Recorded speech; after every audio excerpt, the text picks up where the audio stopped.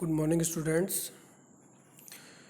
M E 203 engineering material जो subject है उसमें आज हम न्यू टॉपिक फेरस मेटल्स के बारे में क्या करेंगे, डिस्कस करेंगे। चैप्टर 3 है ये। तो इसमें हम सबसे पहला जो पॉइंट है 3.1 उसको हम डिस्कस करेंगे, that is the classification of iron and steel. तो जैसे कि हमको पता है जो फेरस मेटल होता है इसमें बेसिक जो मेजर कंपोनेंट क्या होते हैं, फेरस होता है। इसमें टोटली फेरस मेटल्स होता है इसके अंदर। आयरन कंपोनेंट जो होता है इसमें मेनली होता है इसके अंदर। तो हम इसलिए लिख सकते हैं the ferrous metals are iron based metals which includes all varieties of iron and steel. तो जो फेरस मेटल होता है वो बेसिकली क्या होते हैं, आयरन बेस्ड मेटल्स होते हैं, मतलब उसमें आयरन ही होता है। और अपन कह सकते हैं कि all types of iron and steels होते हैं, जबकि जो नॉन फेरस होते हैं उसके अंदर आयरन नहीं होता है।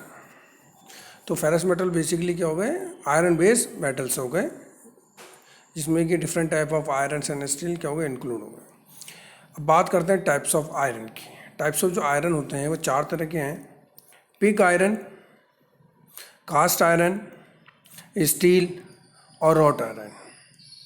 जो पिग आयरन होता है उसमें कार्बन परसेंटेज अराउंड 4% होती है, और कास्ट आयरन जो होता है इसमें कार्बन परसेंटेज अराउंड 3% होती है। स्टील के अंदर जो कार्बन परसेंटेज होती है वो 0.5 से लेकर के 1.5% होती है। अगर रॉट आयरन की बात करें तो इसमें 0.5% कार्बन होता है। तो अगर हम देखें तो सबसे कम जो कार्बन परसेंटेज है वो किसके अंदर है, रॉट आयरन के अंदर है, 0.5%। तो ये most purest form of the iron कहलाती है। तो अगर purest form of the iron की बात करें तो हम क्या कहेंगे, रॉट आयरन। इसमें कार्बन की परसेंटेज बहुत ही कम होती है, लेस देन 0.5% होती है। 99.99% अपन गए तो इसमें प्योर ही आयरन ही होता है। तो इसके अंदर कार्बन की परसेंटेज बहुत ही कम होती है। जबकि अगर हम बात करें पिग आयरन की, तो पिग आयरन के अंदर कार्बन की परसेंटेज ज़्यादा है, अराउंड 4% कार्बन परसेंटेज है। तो ये impure form of the iron कहलाते हैं। क्या कहलाता है, impure form of the iron. इसमें अदर इम्प्योरिटीज़ भी होती हैं, जैसे फास्फोर है, सल्फर है, एक्सेट्रा। अनदर कास्ट आयरन जिसमें 3% कार्बन है, ये क्या किया जाता है,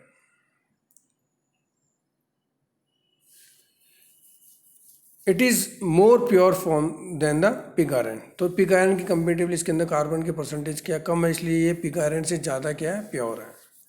इसी तरह स्टील में हमने बता दी कार्बन की परसेंटेज 0.5 से लेकर 1.5%, और इसमें अदर एलिमेंट्स भी होते हैं जैसे कि क्रोमियम है, मैग्नीज है, निकल है।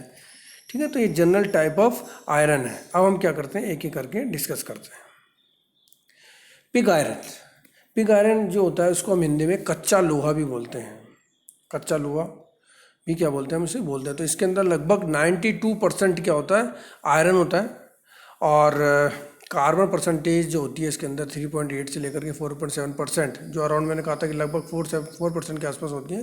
तो हम एक रेंज बता सकते हैं, 3.8 से लेकर 4.7% इसके अंदर क्या होती है, कार्बन होती है। ये अशुद्ध और परिष्कृत होता है, मीन्स क्रूड एंड इम्प्योर होता है। इसको हम रॉ मटेरियल की तरह भी यूज़ करते हैं। पिग आयरन जो होता है इसको हम रॉ मटेरियल की तरह भी क्या करते हैं, यूज़ करते हैं। और इस रॉ मटेरियल से हम क्या करते हैं, कास्ट आयरन, रॉट आयरन और स्टील का क्या करते हैं, निर्माण करते हैं, उनकी मैन्युफैक्चरिंग करते हैं। तो इसका मतलब ये हो गया कि कास्ट आयरन, रॉट आयरन और स्टील, इसकी मैन्युफैक्चरिंग के लिए हम क्या करते हैं, पिग आयरन को as a raw material use करते हैं।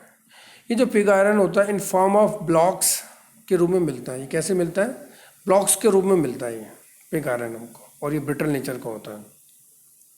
तो हमने यही लिखा है, pig iron is the basic material from which the steel, carbon, cast iron, wrought iron are manufacture. जैसे कि हमने ऊपर बताया कि कास्ट आयरन, रॉट आयरन और स्टील का क्या किया जाता है, मैन्युफैक्चरिंग की जाती है with the help of raw material pig iron.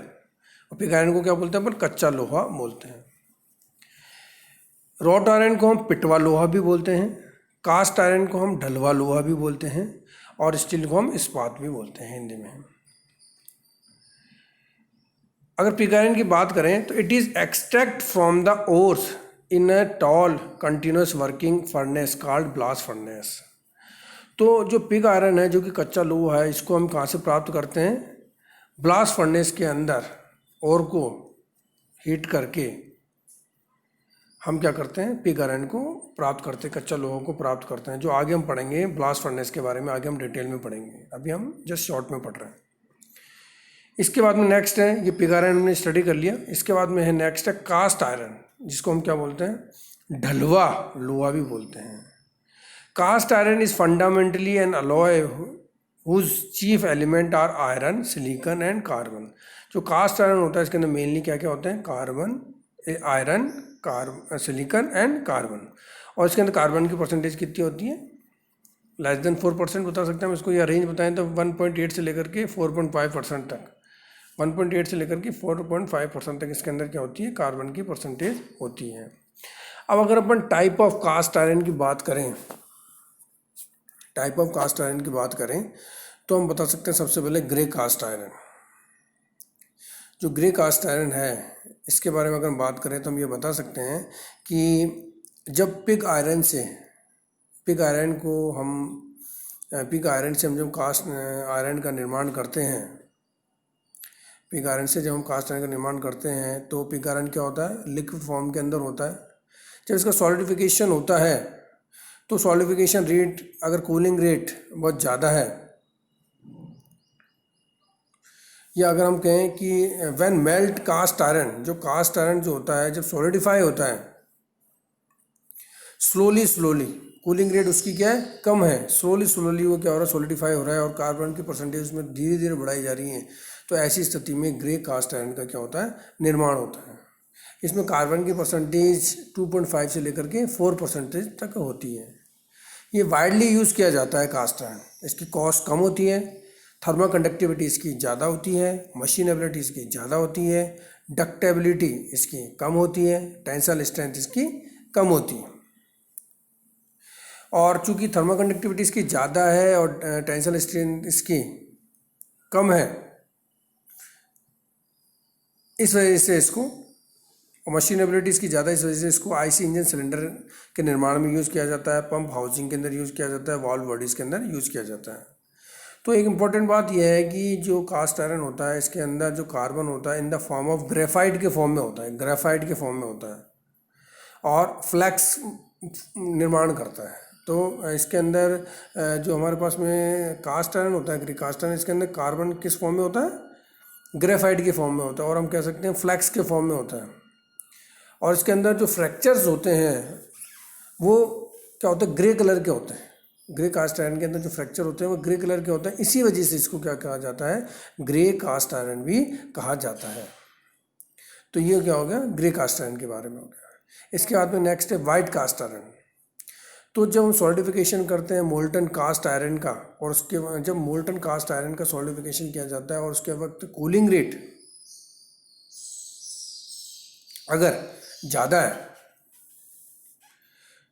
तो उस केस के अंदर क्या होता है, और कार्बन की परसेंटेज कम है तो उस केस के अंदर क्या होता है? वाइट कास्ट आयरन का क्या होता है? निर्माण होता है। इस केस के अंदर जो फ्रैक्चर होते हैं वो क्या होते हैं? वाइट कलर के होते हैं, इसलिए इसको अपन वाइट कास्ट आयरन भी बोलते हैं।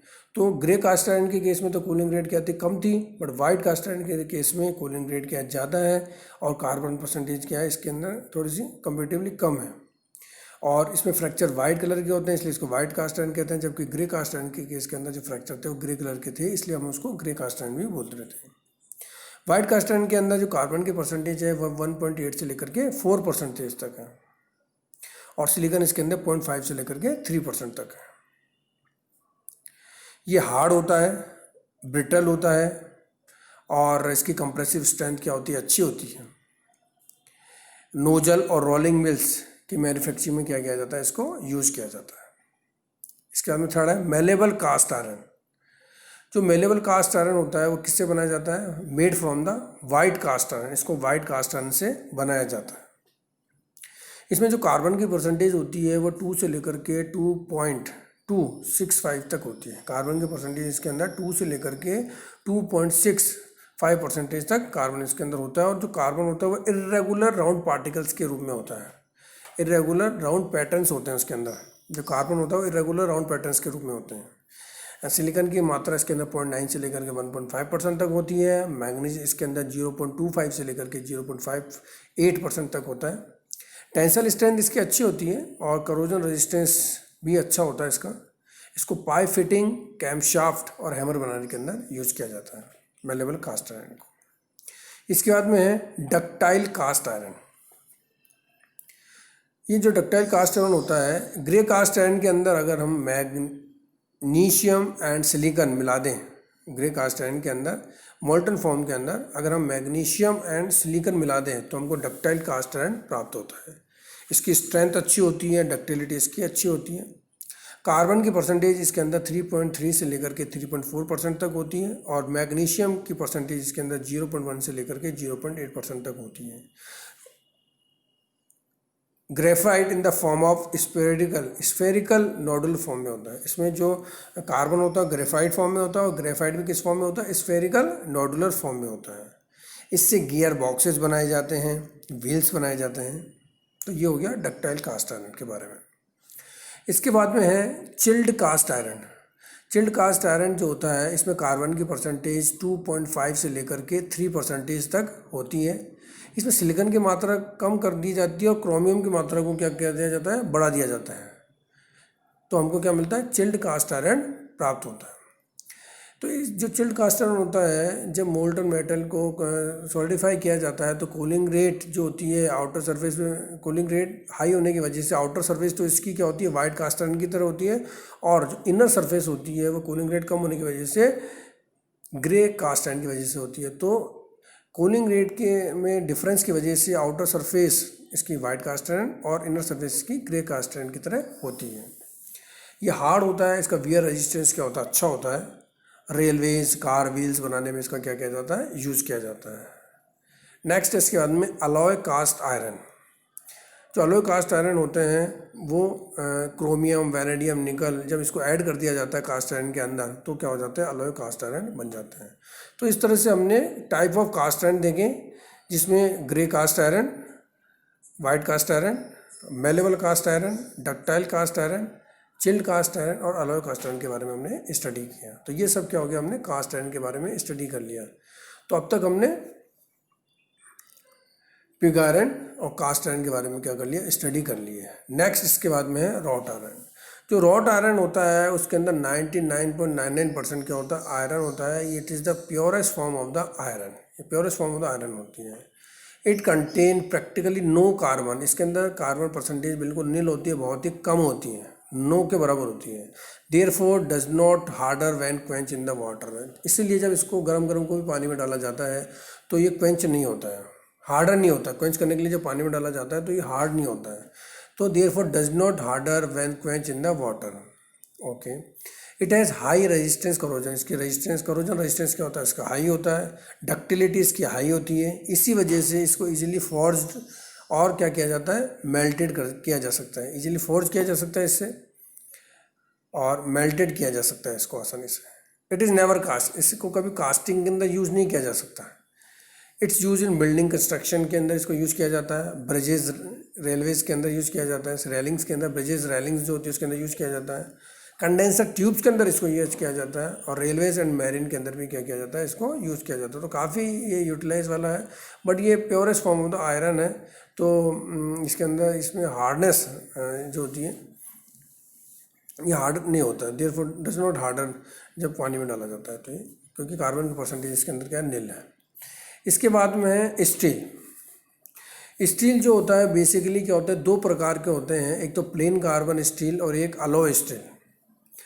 तो जो स्टील होता है जिसमें कि प्लेन कार्बन जो स्टील है वो बेसिकली क्या होता है, तीन प्रकार का होता है। Low carbon steel, medium carbon steel और हाई कार्बन स्टील। जो लो कार्बन स्टील होता है इसके अंदर कार्बन की परसेंटेज 0.15 से लेकर के 0.3% तक होती है। और जबकि मीडियम कार्बन स्टील जो होता है उसके अंदर कार्बन की परसेंटेज 0.3 से लेकर के 0.6% तक होती है। जो हाई कार्बन स्टील होता है उसके अंदर कार्बन की परसेंटेज 0.6 से लेकर के 1.5% तक होती है। इन कार्बन की परसेंटेज के बारे में जानने के बाद में हम ये बता सकते हैं कि जो लो कार्बन स्टील होता है इसी को हम क्या बोलते हैं, माइल्ड स्टील भी बोलते हैं। और जो मीडियम कार्बन स्टील होता है इसको मशीनरी स्टील भी बोलते हैं। और जो हाई कार्बन स्टील है इसको हम हार्ड स्टील और टूल स्टील भी बोलते हैं। तो कार्बन की परसेंटेज के आधार पर अगर कार्बन की परसेंटेज 0.3 से कम है तो माइल्ड स्टील, और 0.3 से 0.6 है तो ये मीडियम कार्बन स्टील, और 0.6 से लेकर के 1.5% तक इसको हाई कार्बन स्टील भी बोलते हैं। कार्बन की परसेंटेज जैसे जैसे आयरन में बढ़ती जाती है वैसे वैसे टेंसाइल स्ट्रेंथ क्या होती जाती है, बढ़ती जाती है, हार्डनेस बढ़ती जाती है, और डक्टिलिटी क्या होती जाती है, कम होती जाती है। तो आयरन जो होता है उसके अंदर अगर आप कार्बन की परसेंटेज बढ़ाएंगे तो कार्बन की परसेंटेज बढ़ाने से हार्डनेस बढ़ती जाएगी और टेंसाइल स्ट्रेंथ बढ़ती जाएगी, बट डक्टिलिटी क्या होती जाएगी, कम होती जाएगी। डक्टिलिटी क्या होती जाएगी, कम होती जाएगी। तो ये हमने बात कर ली प्लेन कार्बन स्टील के बारे के अंदर। तो इसके बाद में है इसी का दूसरा पार्ट है, that is alloy steel. Alloy steel दो तरह के होते हैं, एक तो लो अलॉय स्टील और एक है हाई अलॉय स्टील। तो जो लो अलॉय स्टील होता है इसके अंदर अलॉइंग एलिमेंट क्या होता है, लेस देन 8% तक होते हैं, और नॉट इंक्लूडिंग कार्बन, इसको कार्बन इंक्लूडिंग नहीं कर रहे हैं। अलॉइंग एलिमेंट इसमें क्या होता है 8% से कम होते हैं, इसलिए इसको लो अलॉय स्टील बोलते हैं। और अगर 8% से ज़्यादा अलॉइंग स्टील है तो इसको अपन क्या बोलेंगे, हाई अलॉय स्टील। लो अलॉय स्टील की अगर अपन एग्जांपल दें तो निकल steel, chromium steel, molybdenum steel, vanadium steel, तो ये लो अलॉय स्टील के एग्जांपल है। इसी तरह अगर हम हाई अलॉय स्टील के बारे में बात करें तो स्टेनलेस स्टील, टूल स्टील, इन सभी में क्या होता है, अलॉइंग एलिमेंट 8% से क्या होंगे, ज़्यादा होंगे। Silicon, manganese, nickel, chromium, molybdenum और tungsten added in the plain carbon steel, so we get alloy steel. तो प्लेन कार्बन स्टील के अंदर ही अगर मान लीजिए सिलिकॉन है, मैग्नीज, निकल है, क्रोमियम, मोलिब्डेनम, टंगस्टन अगर मिला देंगे तो क्या बन जाएगा हमारे पास में, अलॉय स्टील बन जाता है।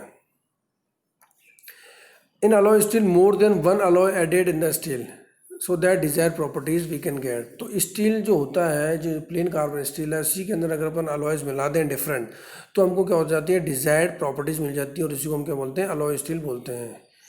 ठीक है, तो ये दो तरह के हो गए, लो अलॉय स्टील और हाई अलॉय स्टील।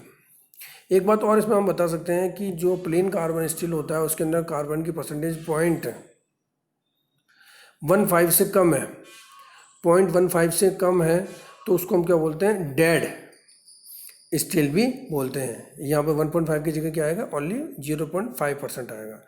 तो अगर कार्बन की परसेंटेज 0.5% से भी कम है तो उसको हम क्या बोलते हैं, डेड स्टील बोलते हैं, उसको हम क्या बोलते हैं, डेड स्टील। तो इस तरह से आज हमने क्या किया, क्लासिफिकेशन ऑफ आयरन और स्टील के बारे में क्या किया, डिस्कस किया। तो आप लोगों को ये समझ में आ गया होगा, इसमें जो मेनली क्या है, बेसिकली कार्बन के परसेंटेज के आधार पर सबको क्या किया गया, डिफ्रेंशिएट किया गया है। तो आप इन इजी नोट्स को अच्छी तरह से स्टडी करके क्या कर सकते हैं, लर्न कर सकते हैं। Thank you.